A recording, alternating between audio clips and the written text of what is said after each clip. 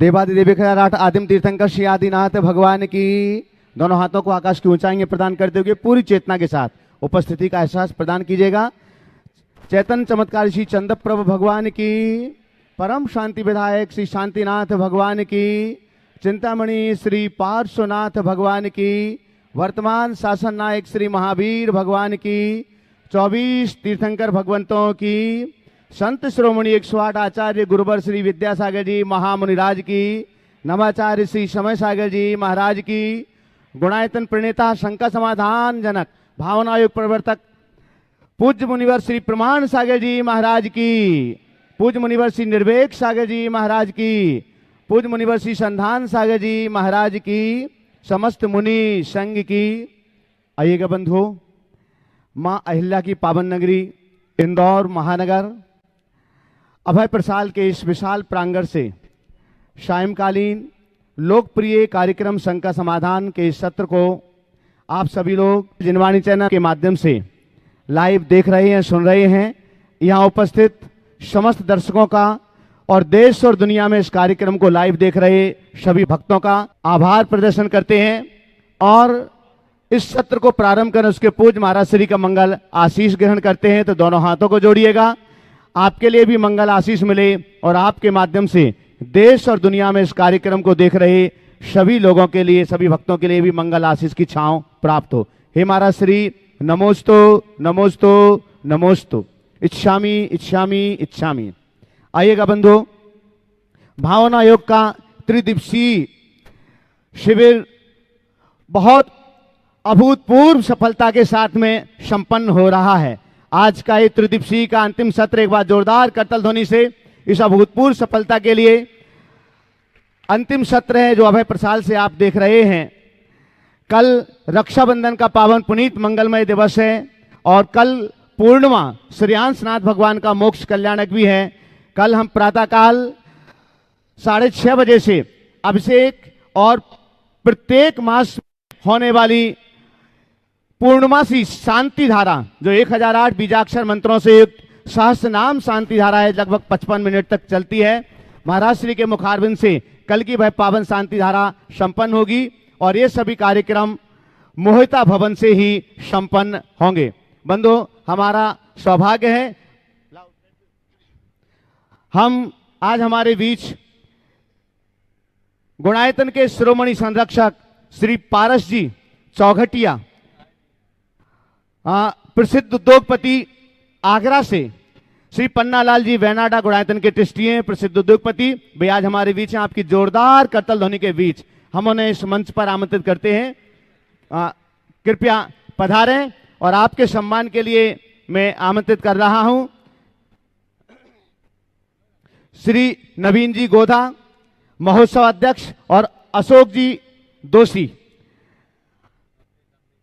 हाँ ठीक है, समझिए को ठीक है, पहुंचेगा आपकी जोरदार करतल ध्वनि के बीच। और आज हमारे बीच यहां पर गुणायतन के ट्रस्टी श्री विनोद साधना जी जैन सागर से हैं। एक बार जोरदार करतल ध्वनि से उनका भी सम्मान कर दीजिएगा बंधुओं। और हमारे बीच श्री राम प्रसाद जी जयपुर से राजस्थान से हैं, अखिल भारतीय विधि प्रमुख और राष्ट्रीय स्वयंसेवक संघ के सक्रिय कार्यकर्ता श्री राम प्रसाद जी जयपुर राजस्थान से हमारे बीच हैं। कृपया पधारें और आपका सम्मान करने के लिए मैं आमंत्रित कर रहा हूं अशोक जी बरजात्या और हर्ष जी जैन, गुणायतन के शिरोमणि संरक्षक हर्ष जी और अशोक जी बरजात्या। कृपया पधारें और श्री राम प्रसाद जी का सम्मान करें। आइएगा बंधुओं, हम सभी को विदित है हमारे बीच गुणायतन के ट्रस्टी श्री विनोद साधना जी जैन सागर से, जो सारांश जी के माता पिता हैं, उत्साही कार्यकर्ता हैं और मैं उन्हें यहां आमंत्रित करता हूं विनोद साधना जी जैन सागर। कृपया पधारें और आपके सम्मान के लिए मैं आमंत्रित कर रहा हूं श्री आनंद जी गोधा और मनोज जी बाकलीवाल। साथ में आमंत्रित कर रहा हूं दिलीप जी गोधा। पधारिएगा सम्मान की श्रृंखला में। श्री विनोद साधना जैन गुणायतन के ट्रस्टी बंधुओं, जैसे कि आप सभी के लिए विदित है, प्रति वर्ष की भांति महिला वर्ग का सम्मान करने के लिए अनामिका जी और रानी जी डोशी, तृप्ति जैन महिला वर्ग का सम्मान करने के लिए यहां पधारे। प्रत्येक वर्ष की भांति इस वर्ष भी पर्वराज पर्यूषण की पावन मंगल तिथि में 8 सितंबर से 17 सितंबर तक श्रावक संस्कार शिविर का आयोजन किया जा रहा है और उसके रजिस्ट्रेशन लगातार चल रहे हैं। बंधुओं, जो भी इस कार्यक्रम को देश और दुनिया में देख रहे हैं, उन सभी के लिए, यहाँ पर उपस्थित सभी लोगों के लिए और इंदौर महानगर में अपने घरों पर बैठ करके जो इस कार्यक्रम को देख रहे हैं, उन सभी के लिए हम ये सूचित कर रहे हैं कि जो अपेक्षित संख्या थी श्रावक संस्कार शिविर की, वो संख्या लगभग पूर्ण होने जा रही है। इसीलिए श्रावक संस्कार शिविर के रजिस्ट्रेशन 25 अगस्त तक ही किए जाएंगे और आपके लिए 5-6 दिनों की मोहलत दी जा रही है। 25 अगस्त तक श्रावक संस्कार शिविर के रजिस्ट्रेशन किए जाएंगे। तो जिन लोगों ने अभी तक रजिस्ट्रेशन नहीं किए हैं, चाहे आप इंदौर महानगर में निवास करते हो या इंदौर से बाहर के हों, जहां कहीं भी हैं, अगर आप इस वर्ष के शिविर में जो विशिष्ट शिविर है सहभागिता अपनी देना चाहते हैं, तो 25 अगस्त के पहले आप अपना रजिस्ट्रेशन अवश्य ही करें। समिति की ओर से आवास, भोजन, वस्त्र और पूजन द्रव्य सामग्री की संपूर्ण व्यवस्था की गई है।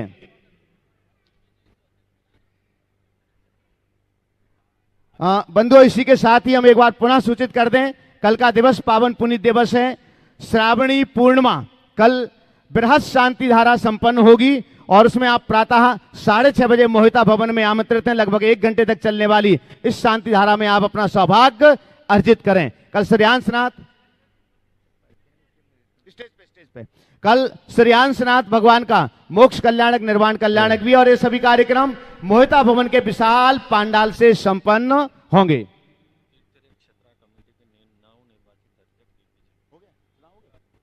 बंधुओं, मैं यहां बहुत सम्मान से आमंत्रित कर रहा हूं तीर्थ क्षेत्र कमेटी के नवनिर्वाचित अध्यक्ष, मध्यांचल तीर्थ क्षेत्र कमेटी के नवनिर्वाचित अध्यक्ष श्री DK जैन हमारे बीच हैं। एक बार जोरदार करताल ध्वनि के साथ में उनका सम्मान कीजिएगा।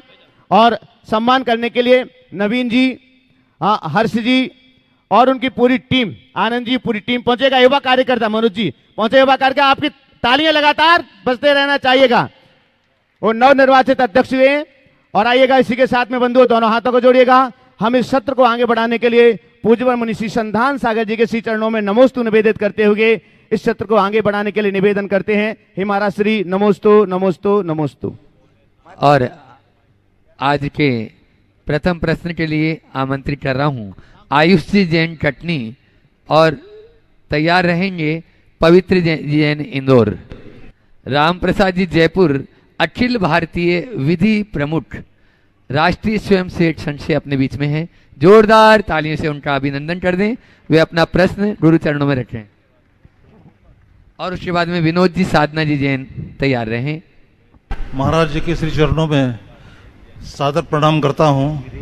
मेरा प्रश्न है कि भारत में हिंदुओं की आबादी घट रही है, मुसलमानों की और ईसाइयों की आबादी बढ़ रही है।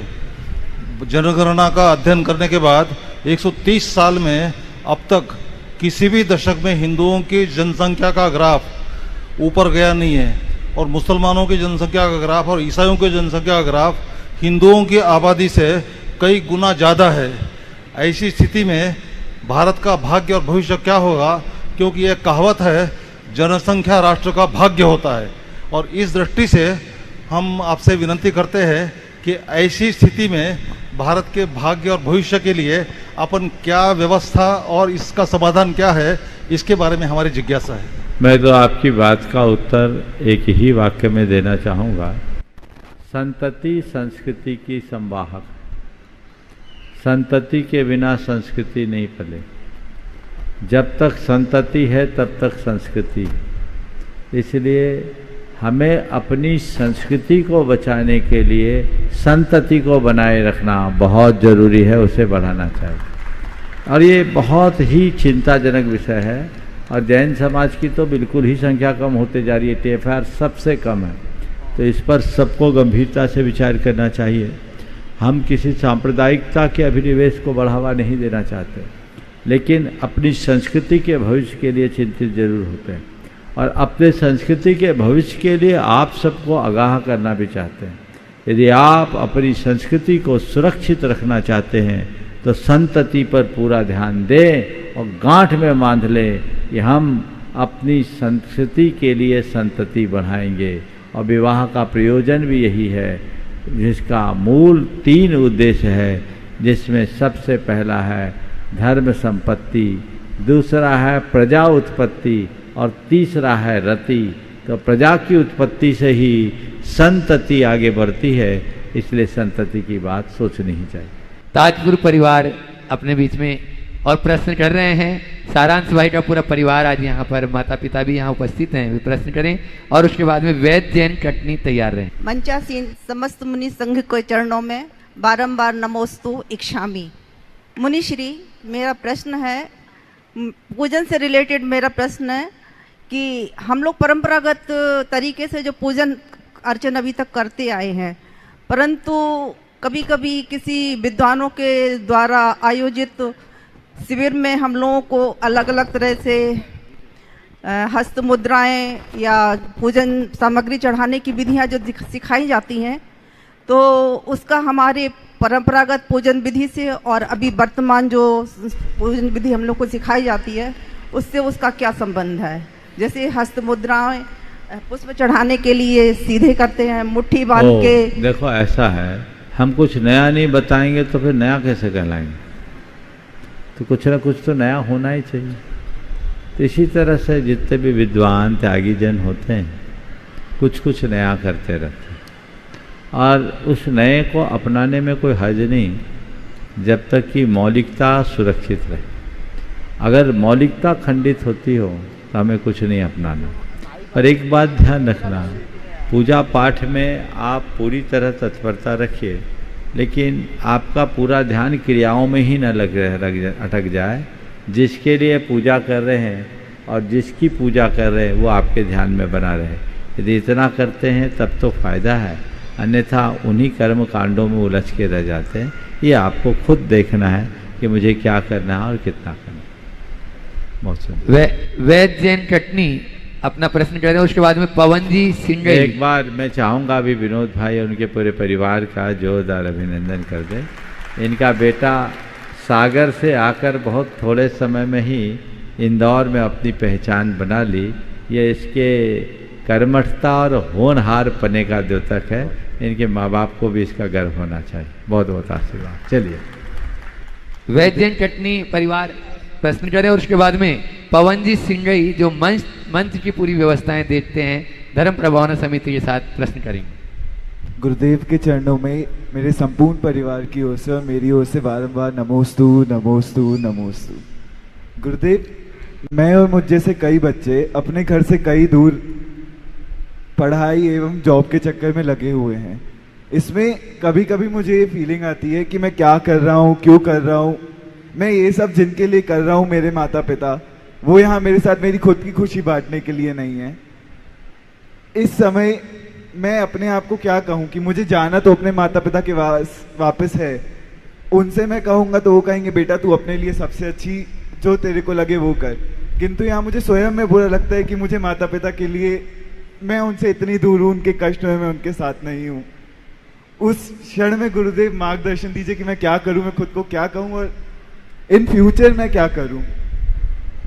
देखिए, हर विद्यार्थी को जब भी घर परिवार से दूर पढ़ने के लिए जाए तो अपने मन में एक बात बिठानी चाहिए कि मैं कुछ बनने के लिए जा रहा हूँ और मुझे बनकर आना है, और ऐसा बनना है जिससे खुद के साथ माता पिता का गौरव बढ़े।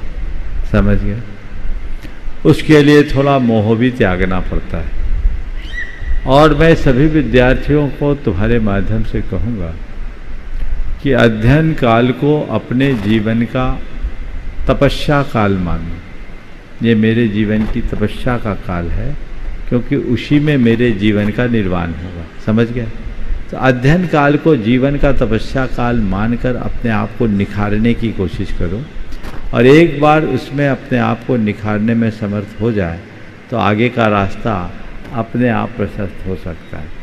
रहा सवाल घर आ जाऊं, तो अधूरा काम छोड़कर घर आओगे तो अधूरे ही रहोगे। घर आना है तो पूरे बन करके आओ, समझ गए, जिससे घर गौरवान्वित हो, ये प्रयास करना। पवन जी सिंघई जो धर्म प्रभावना समिति मंच व्यवस्था का पूरा कार्य देखते हैं, और उसके बाद में तैयार रहेंगे एडवोकेट वीर कुमार जी जैन साहब। गुरुजी के चरणों में सत नमोस्तु। गुरुजी 5 पाप हैं, हिंसा, झूठ, चोरी, कुशील और परिग्रह। पर परिग्रह जिसके पास सबसे ज्यादा है, जगत में सबसे ज्यादा सम्मान उसी का माना जाता है, भाग्यशाली वही माना जाता है, ऐसा क्यों? बात सही है, पाप तो 5 है और 5 पापों में परिग्रह भी पाप है। लेकिन आप बनिया लोगों ने पाप की परिभाषा बदल दी, 4 को तो पाप मानते हो और परिग्रह को पुण्य का फल मानने लगे। अब जब तक आप परिग्रह को पुण्य का फल मानते रहोगे, यही अवधारणा बनी रहे। परिग्रह के व्यामोह से आप तभी बच सकोगे जब परिग्रह को भी पाप समझोगे और पाप को पाप के रूप में समझोगे। समझ गए? आपने एक बात कही कि परिग्रहवान को पुण्यवान माना जाता है। ये कथन सर्वथा सही नहीं है, क्योंकि जिसके पास जितना पैसा वो उतना पुण्यवान, और जिसके पास जितना धना भाव है उतना पापी या पुण्यहीन, ये व्याप्ति सब जगह नहीं बैठती। तुम नीचे वालों में ये फिर भी हो सकता है, लेकिन यदि यही व्याप्ति सब जगह बनाओ तो सबसे ज़्यादा अर्थाभाव तो हम लोगों के पास एक पाई भी नहीं है क्या? तब बोलो हमको क्या मानोगे, पुण्यवान की पापी? बोलो।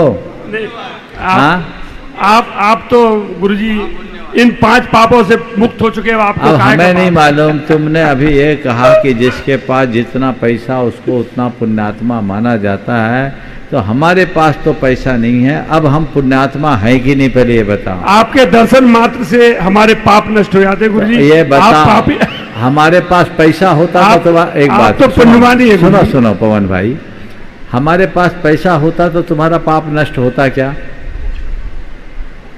थोड़ा सोचो, बात को समझो। आज अगर हम एक साधु की तरह न रहकर एक पैसे वाले की तरह होते तो मुझे देखकर तुम क्या पाते, और आज एक परिग्रह रहित साधु के रूप में देखकर तुम मुझसे क्या पा रहे हो? बोलो, थोड़ा तुरंत बोलो। अगर मैं एक पैसे वाले के रूप में होता तो मुझे देखकर तुम क्या पाते? गुरुजी मैंने सोनागिरी में पढ़ा था, चक्रवर्ती सी संपदा थोड़ा जो सवाल कर रहा हूँ वो सुनो, उसका उत्तर दो, प्रवचन मत दो। आपके मुकाबले पुण्यवान जी तो हम कल्पना करेंगे। अब मैं ही बता देता हूँ, या आप लोगों से पूछूं, काश मैं एक साधु के रूप में न होकर एक पैसे वाले व्यक्ति के रूप में होता तो मुझे देखकर आप क्या पाते? कौन बताएगा? कोई भी बता सकता है? बोलो आनंद, तुम्हें दो माइक दो। गुरुदेव यही जानते कि आपकी बीसी चल रही है। हाँ, आपकी बीसी चल रही है तो आप पैसे वाले हो। बीसी चल रही तो पैसे वाले मतलब पुण्य नहीं। मैं आपसे कह रहा हूं कि हकीकत कुछ और। यदि आप मुझे एक पैसे वाले के रूप में देखते ना, तो मुझे देखकर आपके हृदय में मेरे प्रति ईर्ष्या उत्पन्न होती। और अभी आप मुझे एक साधु के रूप में देख रहे हैं तो आपके हृदय में श्रद्धा और भक्ति परख रही। समझ गए? तो पैसा पाप है, इसलिए पाप को जन्म देता है। अपरिग्रह धर्म है, इसलिए धर्म को बढ़ावा देता है। इसे धारणा बदल दो। ये जो लोगों ने सोच रखा है, ये हमारी उल्टी सोच है। चूंकि वर्तमान के सारे सामाजिक मूल्य अर्थ प्रधान हो गए, इसलिए पैसे को प्रमुखता दी जाने लगी है। लेकिन पैसा सब कुछ नहीं है, समझ गए? इसलिए पैसे को पैसे तक ही सीमित रखो, उसे बहुत सिर पर बिठाने की जरूरत नहीं। नमस्ते। नमस्ते। एडवोकेट वीर कुमार जी जैन साहब, और उसके बाद में तैयार रहेंगे सुषमा दीदी भोपाल, जो गुणायतन की ट्रस्टी भी हैं। महाराज जी नमोस्तु नमोस्तु नमोस्तु।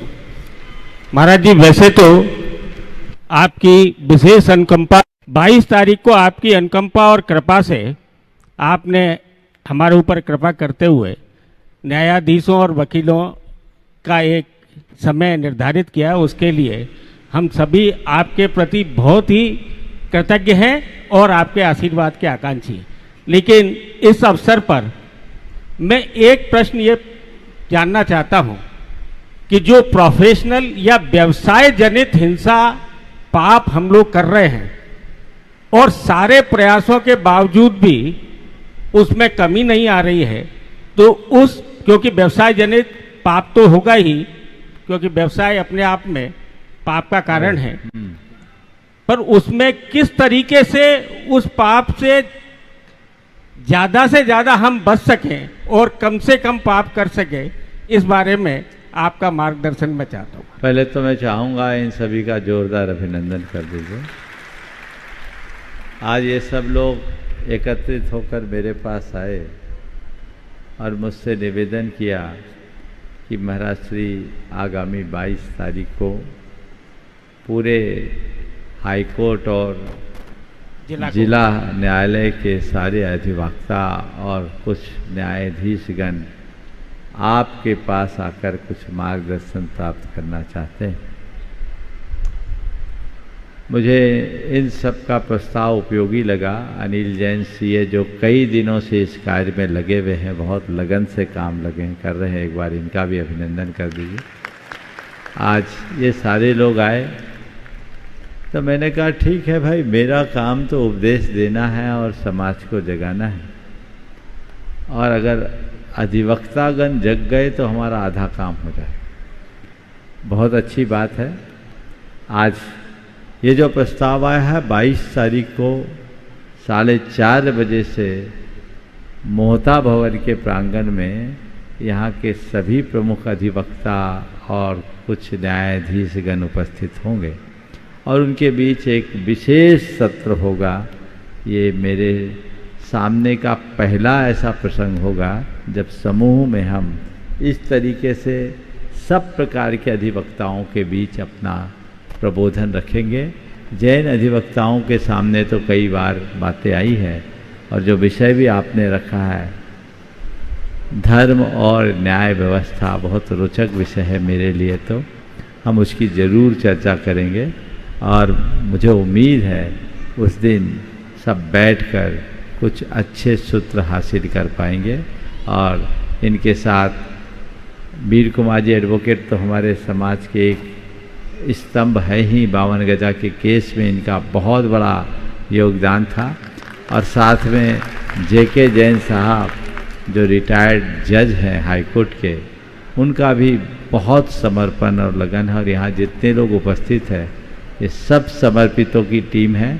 मैं सबसे ऐसे ही इतनी ही बात कहना चाहूँगा कि समग्रता को ध्यान में रखते हुए हम अपने कार्यक्रम बनाएं, जिससे समाज के व्यापक हितों को सुरक्षित रखा जा सके। अब मैं आपके सवाल पर आता हूँ। आपने जो पूछा कि व्यवसाय जनित हिंसा से हम कैसे बचें, ये स्वाभाविक है, व्यवसाय में हिंसा होती है। पर एक वाक्य कहूँगा, व्यवसाय में हिंसा चलेगा, हिंसा का व्यवसाय कभी नहीं चलेगा। अब हमें सबसे पहली नज़र ये रखनी है कि मेरे व्यवसाय में हिंसा है या हिंसा का व्यवसाय। ईमानदारी से देख, अगर हिंसा का व्यवसाय है तो तत्क्षण उनका परित्याग करना चाहिए, और व्यवसाय में हिंसा है तो उसमें यथासंभव नियंत्रण करना चाहिए। कम से कम हिंसा हो, यह सावधानी रखनी चाहिए। यदि ये सावधानी और सजगता आ जाती है तो काफ़ी कुछ अंशों में बचा जा सकता है।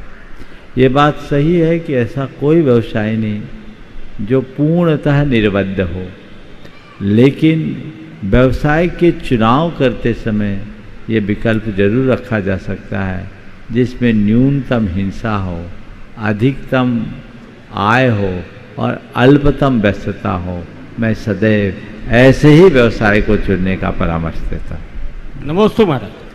अगला ब्रह्मचारिणी सुषमा दीदी भोपाल, इनके 2 प्रश्न हैं। एक ही प्रश्न कर लें तो अन्य लोगों को समय एक मिल ही, जाएगा। हाँ।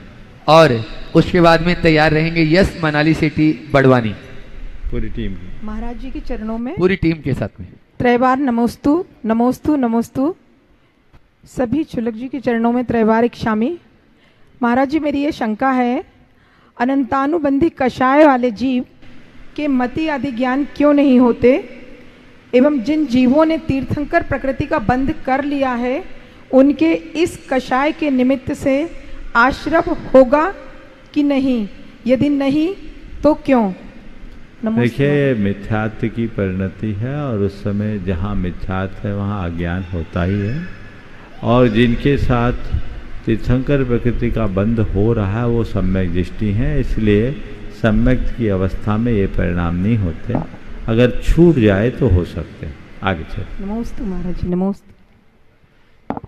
Yes Manali city Barwani. अगर डॉक्टर साहब यहाँ पर आ गए हों, डॉक्टर सौरभ सोनम जैन सागर से, तो वे अग्रिम पंक्ति में इधर आ जाएं। और यस मनाली सिटी बड़वानी के बाद तैयार रहेंगे योगेंद्र जी सेठी परिवार, जो शिरोमणि संरक्षक है गुणाईथन के। महाराज श्री नमोस्तु। महाराज श्री, महाराज श्री, तन को स्वस्थ, मन को मस्त और जीवन को वो सूचना दे दो, सवाल के लिए गुंजाइश नहीं है, आपको सूचना के लिए दिया। गुरुदेव, प्रामाणिक समूह एक वैश्विक स्वयंसेवी युवा संगठन है जो जैन धर्म प्रभावना कर रहे हैं, जिसके सदस्य करीब 16 देशों में फैले हुए हैं, जिनमें एमएनसी, सरकारी संस्थानों और शिक्षा जगत के पेशेवर शामिल हैं। गुरुदेव, हमारा कार्य जैन मूल्यों के प्रसार के लिए रील्स, पाठशालाओं के लिए कंटेंट प्रवचन पर आधारित कहानियां, शंका समाधान लेखन और महत्वपूर्ण विषयों पर क्लिप चित्र बनाना शामिल है।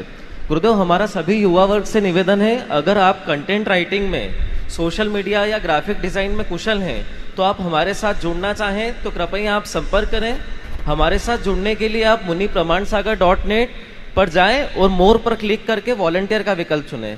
गुरुदेव, यही संदेश। बहुत सुंदर। देखिए, बहुत अच्छी बात है। आज प्रामाणिक समूह से सभी युवाओं के लिए विशेष ऑफर आया है और जो भी युवा इसमें जुड़ना चाहते हैं जरूर जुड़े, ताकि आपकी प्रतिभा का सही दोहन हो सके और आप जैन धर्म को आगे बढ़ाने में अपना मूल्यवान सहयोग दे सके। चलिए। योगेंद्र जी सेठी शिरोमणि संरक्षक गुणाईथन। नमोस्तु महाराज। और इस महोत्सव के स्वागताध्यक्ष भी हैं, और साथ में ऋषभ जी जैन बेंगलोर तैयार रहे। प्रश्न यशब सेठी का है, ये न्यूयॉर्क से अभी आया, ये कल ही आया था। आज सुबह भावना योग भी अटेंड किया था। आपने आज चेतन और अवचेतन मन के बारे में बताया था।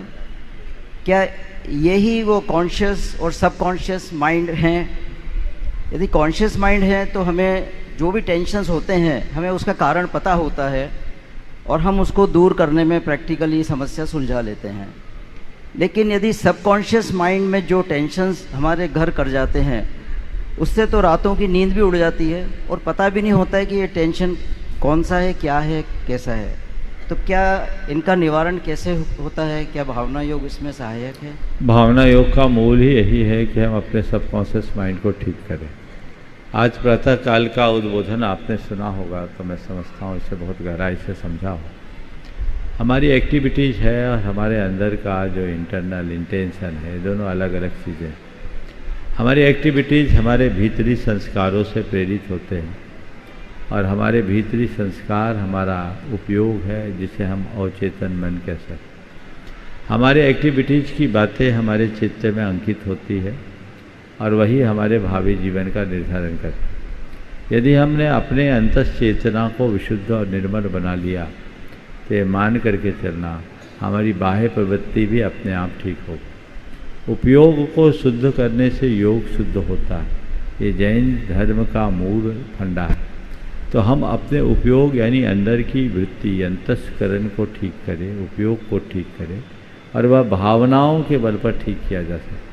हम जो पाना चाहते हैं, जैसा होना चाहते हैं, बार बार यदि उसकी और केवल उसकी भावना भाते रहें तो ये चीज़ें हमारे जीवन में सहज घटित हो सकती है और हम अपने जीवन को बेहतर बना सकते। नमस्ते। ऋषभ जी जैन बेंगलोर।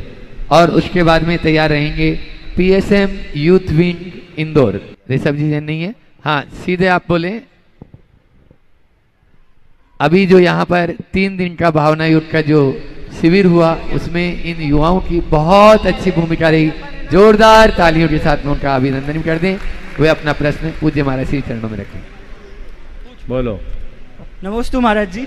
महाराज जी, मेरा एक प्रश्न ये है कि हम लोगों को वैयावृत्ति करने का बहुत भाव होता है, तो आप और बड़े महाराज जी की वैयावृत्ति हमको किस प्रकार से मिल सकती है? 5 मिनट भी। क्या? हम लोग को वैयावृत्ति करने का बहुत भाव होता है, हम छुल्लक जी और निर्वेक सागर जी की वैयावृत्ति कर लेते, तो आप लोगों की वैयावृत्ति करने के लिए हमको किस प्रकार मिल सकती है? देखो, आप लोगों की शिकायत तो है, लेकिन मैं सोचता हूँ पूरा दिन तो आप लोग ले लेते हो, रात में तो बख्शो। अगर सब आप लोगों को ही दे दे तो हमारे पास बचेगा क्या? इसलिए हम लोग वैयावृत्ति नहीं कराते, ज़रूरत भी नहीं पड़ती। और यत्किंचित थोड़ी बहुत ज़रूरत पड़ती है तो इतना बड़ा संघ, और संघ में सब महाराज लोगों का आपस में इतना स्नेह वात्सल्य है कि उन्हीं से पूर्ति हो जाती है, और उनको भी मौका बहुत कम मिल पाता है। अच्छी बात है, आप लोगों की वैयावृत्ति की भावना है।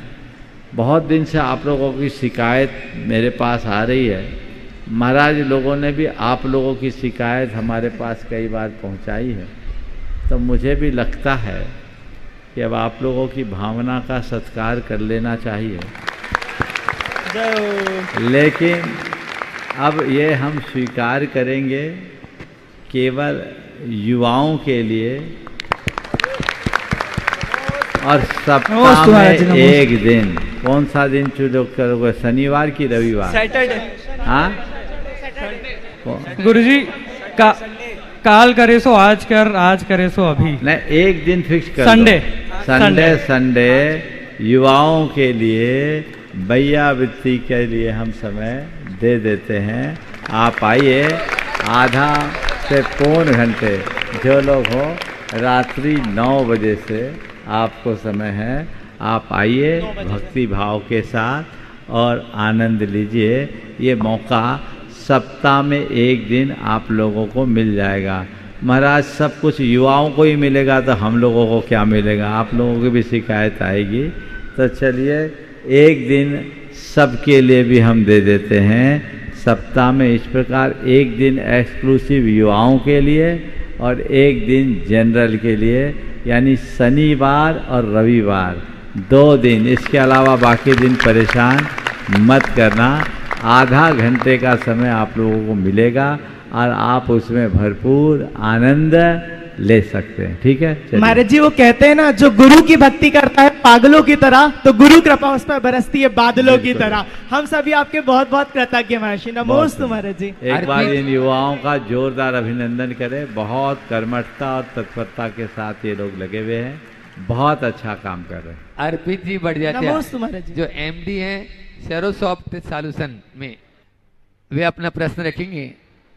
अर्पित जी बढ़ जाते हैं और उस तैयार रहेंगे पवित्री जैन, और उसके बाद महाराज जी का माइक चालू कर देंगे। नमोस्तु गुरुदेव। पहले तो मैं ये अपने भाव व्यक्त करना चाहता हूँ कि ये राखी और स्वतंत्रता दिवस का माहौल तो है, पर आपके आने से इतना हर्ष और उल्लास है कि दिवाली भी आ गई है, ऐसा प्रतीत होता है। मेरा नाम अर्पित बढ़जात्या है, मैं अशोक जी बढ़जात्या महासमिति अध्यक्ष का पुत्र हूँ। एक सॉफ्टवेयर संस्था चलाता हूँ जिसका नाम सेरोसॉफ्ट है। पिछले 16 साल से हम करीब 30 देशों में एजुकेशनल इंस्टीट्यूशंस के साथ काम करते हैं। मेरा प्रश्न ये है कि बिजनेस करते वक्त कई बार कर्तृत्व बुद्धि खुद में आने लगती है कि ये मेरे कारण ऐसा हो रहा है या मेरे कारण ऐसा नहीं हो रहा है। एक अच्छे श्रावक की तरह हमें इस कर्तृत्व बुद्धि से दूर रहना चाहिए, तो इस दिशा में हमें कैसा रहना चाहिए, इसमें आपका मार्गदर्शन दें। नमोस्तु। मुझे ये सुनकर बड़ी प्रसन्नता हो रही कि तुम जैसा युवा जो पूरी तरह प्रोफेशनल है और वो अपने व्यापार के विषय में ये सोच रहा है कि बिजनेस के विषय में काम करते समय भी कर्तृत्व के भाव से कैसे बचूं। बहुत कम लोगों में ऐसे भाव आते हैं। निश्चित ये बहुत ही प्रशंसनीय बात है। देखिए, कर्तृत्व, स्वामित्व और भोक्तृत्व की बात तो भूमिकानुरूप हीनाधिक सब में होती। आप अपनी ही बात मत कीजिए।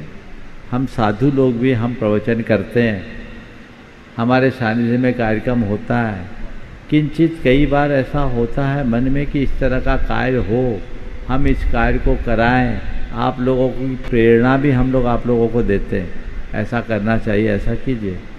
ऊपरी तौर पर देखें तो दिखता है इन सब में कर्तृत्व लक्षित हो रहा है, होता है।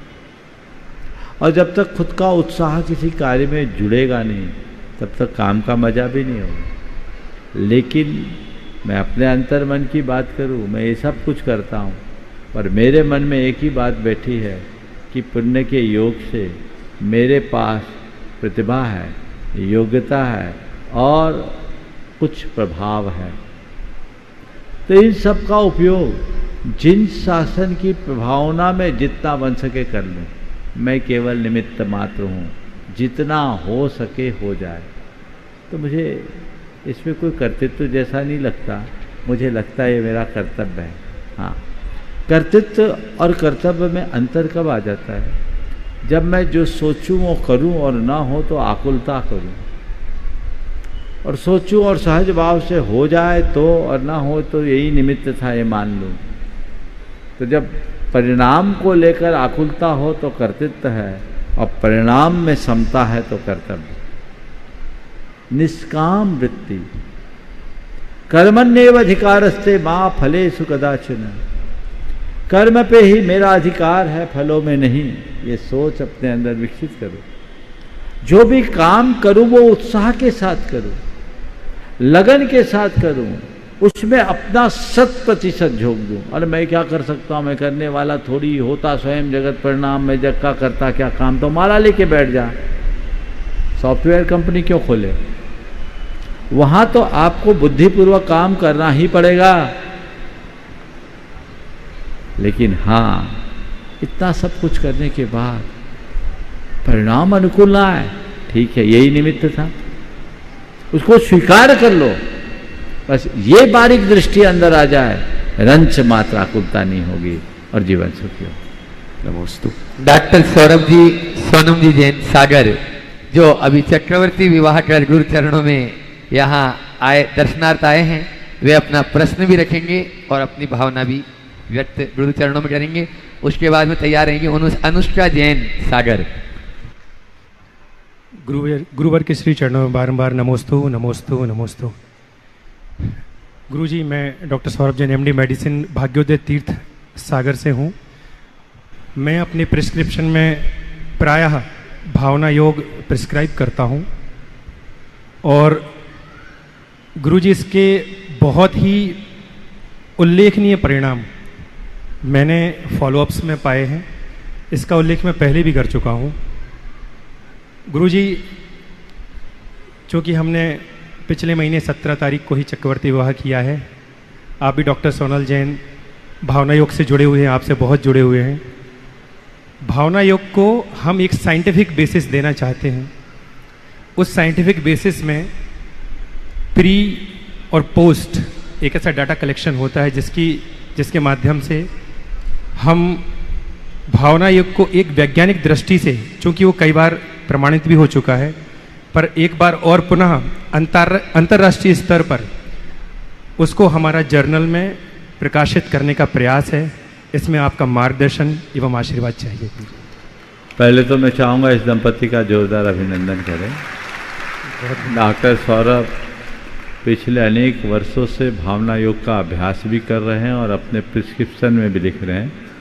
और ऐसे अकेले डॉक्टर सौरभ नहीं हैं, देश में अनेक डॉक्टर हैं जो ऐसा कर रहे हैं। मैं तो चाहूँगा जितने भी चिकित्सक इस तरह से काम कर रहे हैं वे अपने अनुभवों को साझा करें, ताकि उन्हें वैश्विक मंच पर रखने में अनुकूलता हो सके। आपने बहुत अच्छा प्रस्ताव दिया है, और साथ में सोनल खुद भावना योग पर पिछले 2 साल से पीएचडी के कार्य में लगी हुई है, बहुत अच्छे लगन से काम कर रही। मैं आशीर्वाद भी देता हूँ और आशा करता हूँ कि तुम्हारी ये पीएचडी जल्दी पूरी हो जाए और इसमें एक अच्छा शोध प्रकट हो। जहाँ तक सवाल है कि इस तरह की बातों को तथ्यात्मक रूप से कैसे रखा जाए, मैं शुरू से इस बात का पक्षधर हूँ कि ये पूरी तरह वैज्ञानिक साधना है, प्रक्रिया है, और इसे ऑर्गेनाइज तरीके से किया जाए तो इसके बहुत अच्छे परिणाम होंगे। आज भी प्रातःकाल भावना योग के बाद ये प्रयोग किया गया, पिछले 3 दिनों से लगातार किया गया और उसके बहुत अच्छे परिणाम भी आए। प्रातःकाल वह सब लोगों के बीच गया भी और मैं तो चाह रहा हूँ 2 दिन बाद शंका समाधान के मंच से भी उसे प्रचारित किया जाए। भावना योग करने का तात्कालिक प्रभाव सबको दिखता है, तो हम ऐसा करें और फिर इसमें अलग अलग बीमारियों से ग्रसित पेशेंट्स पर डॉक्टर्स भावना योग कराने के पहले और बाद के अनुभवों को लिखवाए और उसे एक पूरे के पूरे तथ्य के साथ सबके बीच प्रस्तुत करे, तो भावना योग की सुग्राह्यता जरूर बढ़ेगी और लोग उसको अपनाकर अपने जीवन का पथ प्रशस्त करेंगे। मैं समाज के सभी युवाओं को और ख़ासकर चिकित्सकों को ये कहना चाहूँगा कि इस दिशा में प्रयास करें ताकि समाज इससे लाभान्वित हो और इसे केवल जैनियों तक सीमित न रखा जाए, इसे जन जन तक के प्रयोग का विषय बनाया जाए ताकि हम और बेहतर परिणाम दे सके और पूरी समाज को स्वस्थ समाज के रूप में स्थापित कर सके। बहुत बहुत आशीर्वाद। नमोस्तु अनुष्का जैन सागर। हाँ। नमोस्तु महाराज जी, मेरी परिवार की ओर से आपको नमोस्तु नमोस्तु नमोस्तु। महाराज जी, मेरा नाम अनुष्का जैन है, मैं सागर की हूँ। महाराज जी, मेरा पर्सनल प्रश्न है, पर मेरे जैसी काफ़ी लड़कियाँ हैं जो इससे गुजर रही हैं। महाराज जी, जो सब ये केस लड़कियों के साथ हो रहा है, क्या ये जो अभी एक डॉक्टर के साथ हुआ था, तो इन सब के बाद अगर हम बाहर पढ़ने जाते हैं तो हमारे माता पिता का विश्वास और किरदार, मतलब हम कैसे जीत सकते हैं, वो उनके मन में फुल स्टॉप बन चुका है कि अब नहीं, आगे नहीं बढ़ाना, या मतलब सुरक्षित नहीं है आगे का एरिया। तो हम उनको कैसे विश्वास दिलाएं और बाकी हम सब कैसे सुरक्षित रहें। और इन सब का कारण लड़कियों पे क्यों वो आता है कि नहीं अब तुम्हें नहीं करना, ये सब हो रहा है तो तुम रुक जाओ। देखो, ऐसा है, निश्चित ही बहुत दुर्भाग्यपूर्ण है कि स्वतंत्र भारत में भी ऐसे दिन देखने को मिलते हैं और इस तरह की क्रूर और विभत्स घटनाओं को देखने के बाद माता पिता का भयभीत होना स्वाभाविक है और वो किसी भी अर्थ में अपनी संतान का हित नहीं चाहती, वो उन्हें हर रूप में सुरक्षित देखना चाहती। इसलिए माँ बाप बहुत ज़्यादा चिंतित हो जाते हैं और फिर सोचते हैं ऐसी पढ़ाई से अच्छा है कि घर में बिठा के हम रखें ताकि हमारी बेटी सुरक्षित तो रहे। आपका कहना है कि बेटों की अपेक्षा बेटियों के लिए क्यों किया जाता है?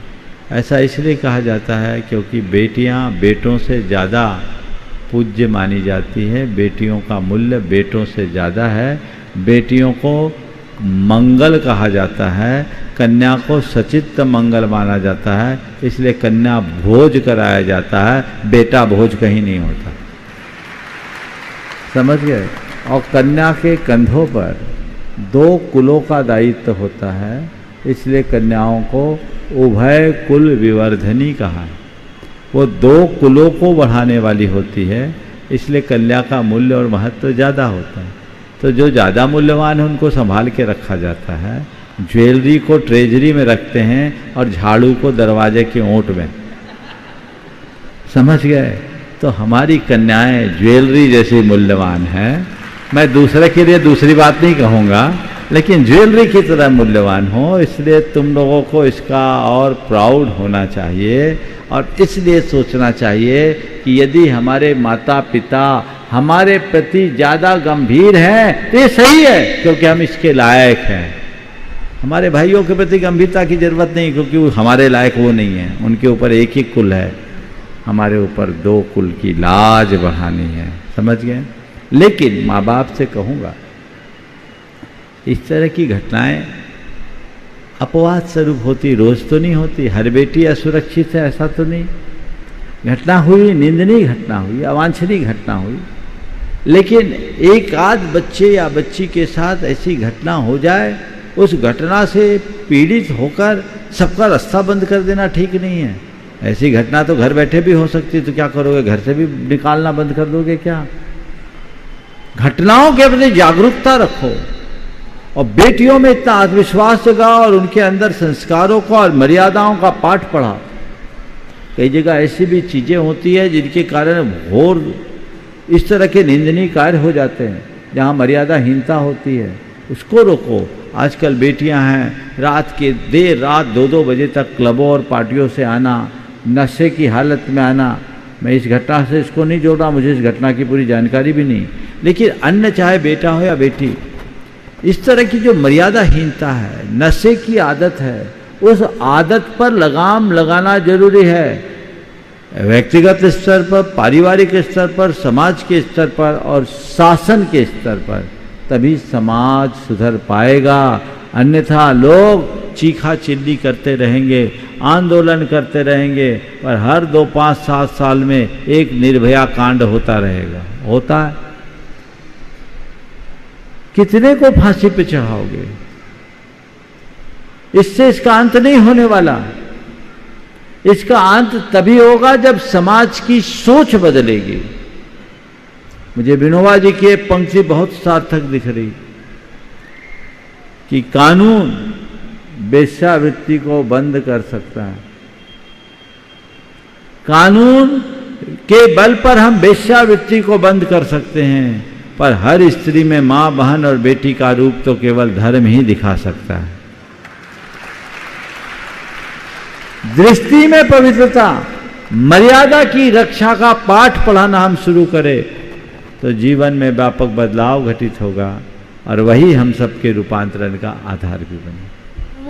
पूज्य महाराज श्री चरणों में निवेदन करते हुए आज मध्याह्न के सत्र में उन्होंने प्रश्न रखा था और बहुत ही अच्छे प्रश्न उन्होंने बनाए हैं।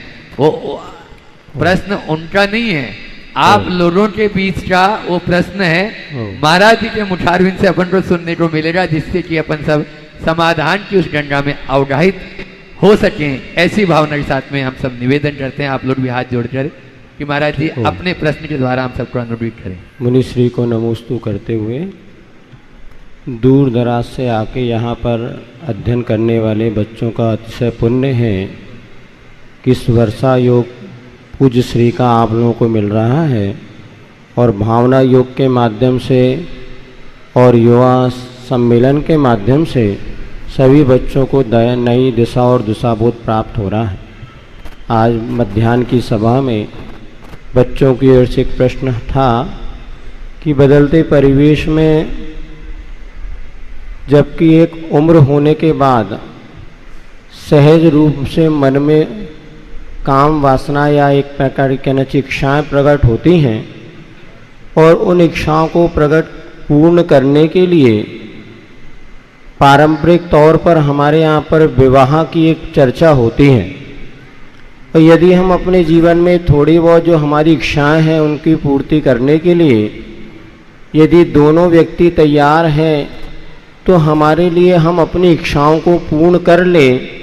और अपनी चूँकि हर व्यक्ति आज सक्षम है, पैसा कमा रहे हैं, विवाह बंधन वैसे भी एक प्रकार से बहुत कष्टदायी जैसा होता जा रहा है, तो हमारे जीवन में विवाह बंधन को स्वीकार करने की क्या आवश्यकता है। और ये धारणा इस कदर प्रचलित होती चली जा रही है कि बहुत से अच्छे बच्चों को निर्देश देने वाले भी इस प्रकार से कह रहे हैं लिव इन आदि में रहकर आप अपनी इच्छाएं पूर्ण करने से जीवन सुखी आनंद से जी सकते हैं। विवाह के बंधन जीवन में क्या आवश्यक है, इसके बिना अगर इस प्रकार का कृत्य करते तो क्या वो हमारी उचित है? कृपया आपको उचित मार्गदर्शन मिले। नमो। महाराज श्री ने बहुत ही ज्वलंत विषय को उपस्थापित किया। जिस तरीके से लिव इन जैसे कंसेप्ट दिनों दिन बढ़ते जा रहे हैं, ये पूरे समाज के लिए गंभीर चिंता का विषय। मैं ऐसे सवाल करने वालों के लिए एक पंक्ति में ये बात कहना चाहूँगा कि ये सब स्वीकार होता यदि आप आदमी की जगह जानवर होते हैं, लेकिन आप आदमी हो, जानवर नहीं, इसलिए मानव समाज के लिए कतई स्वीकार नहीं हो सकता। मनुष्य एक सामाजिक प्राणी है और समाज तभी तक चलता है जब तक सामाजिक मूल्यों को प्रतिष्ठा मिलती है। यहाँ हमें एक बात को ध्यान में रख करके चलना है कि मनुष्य के जीवन का लक्ष्य केवल भोग और विलास तक सीमित नहीं है। उसके जीवन का लक्ष्य सामाजिक मूल्यों को सुरक्षित रखते हुए अपने जीवन की आध्यात्मिक उन्नति भी करना है। हमारा उपास्य काम नहीं राम है। हमारा ध्येय भोग नहीं योग है। इसलिए हमारे देश में इन सब बातों को कतई स्थान नहीं दिया गया। ये बात समझना चाहिए कि नर नारी यदि एक दूसरे के साथ संपर्क बनाते हैं तो संतति के लिए बनाते हैं। आप अगर कोई इस तरह की प्रवृत्ति अपनाएं और आपसी सहमति में साथ रह करके चले जाए, आगे की संतति का क्या होगा, उस पर विचार करना चाहिए। फिर क्या होगा, जीवन क्या होगा, हमारी संस्कृति आगे कैसे चलेगी। सदियों की जो परंपरा हमारे यहाँ चली आई वो कहाँ जाएगी। तो जो हमारी सामाजिक व्यवस्थाएं हैं उस व्यवस्था को ध्यान में रखते हुए ही अपने जीवन का क्रम आगे बढ़ाना चाहिए। भारतीय परंपरा में एक के बंधन में बंधकर सदाचार पूर्वक जीवन जीने का रास्ता तो बताया गया है, लेकिन वैवाहिक बंधन से मुक्त होकर पशुओं की तरह स्वेच्छाचारी जीवन का कोई स्थान नहीं है, बल्कि इस तरह की प्रवृत्ति तो पशुओं से भी बदतर है।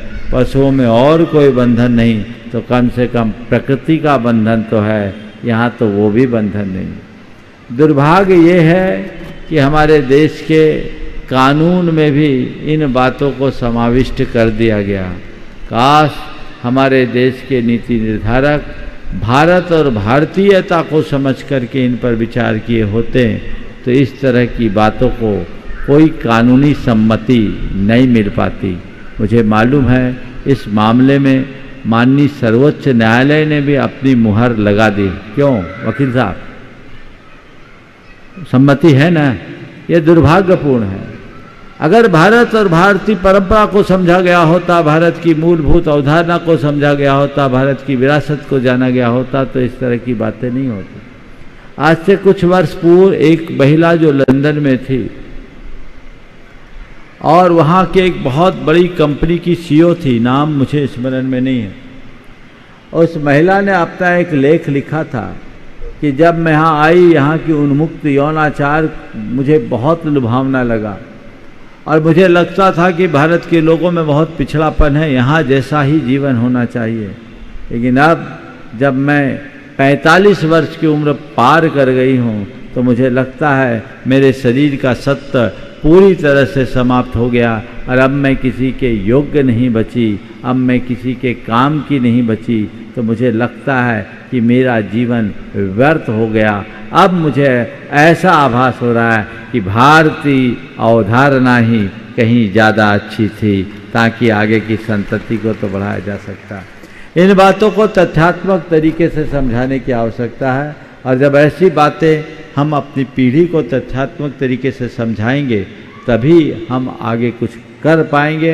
अपने धर्म को, अपनी संस्कृति को, अपनी परंपरा को आगे बढ़ाने के लिए विवाह जैसे बंधन में बंधना बहुत ज़रूरी है और ऐसे बंधन के अभाव में कुछ भी सार्थक नहीं हो सकता। बंधुओं, कल पूर्णमासी का दिन है, कल महाशांति धारा का आयोजन, रक्षाबंधन भी है तो कल प्रातःकाल महाशांति धारा और विशिष्ट प्रवचन साधर्मी को गले लगाओ, वात्सल्य का भाव जगाओ पर होगा। और जैसा आने वाले दिनों में श्रावक संस्कार शिविर की जानकारी दी, मुझे जानकारी मिली कि श्रावक संस्कार शिविर का पूरा लगभग स्थान पूर्ण हो गया है। इसलिए समिति ने जो आज 25 तारीख अंतिम तिथि निर्धारित कर दी है, इसे अंतिम मानिए और इस बीच जो आ गया वो पा गया, शेष को वंचित रहना पड़ेगा। इसलिए शीघ्र ही अपना नामांकन कराकर अपना स्थान सुरक्षित कराएं। जो लोग रह गए हैं, समय हो गया, जो रह गए, सुरेंद्र बहादुर सिंह जी का भी सवाल था लेकिन समय पूर्ण हो गया, इसलिए आज उनको यहीं देते हैं। गुणायतन के श्रोमणी संरक्षक, एक बार जोरदार करतल ध्वनि से उनका सम्मान कीजिएगा। बंधु, जैन विद्या संस्कृति प्रश्न मंच, ये प्रतियोगिता 17 अक्टूबर इसकी लास्ट डेट है और दिगंबर जैन विभक्त संघ प्रकाशक पुण्याजा गजेंद्र कुमार। समय आप सबका हो गया है, यहीं पर विराम। बोलिए परम पूज्य आचार्य गुरुवर श्री विद्यासागर जी। जय जय जय।